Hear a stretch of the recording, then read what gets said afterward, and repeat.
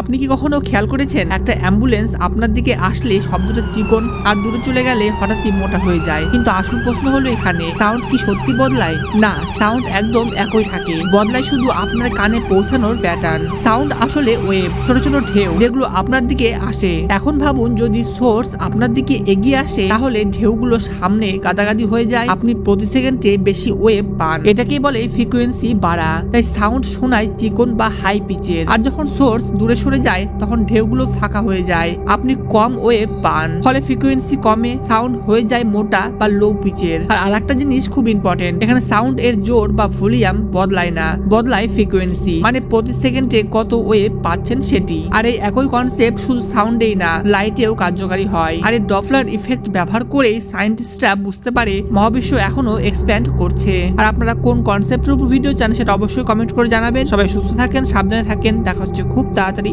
ধন্যবাদ।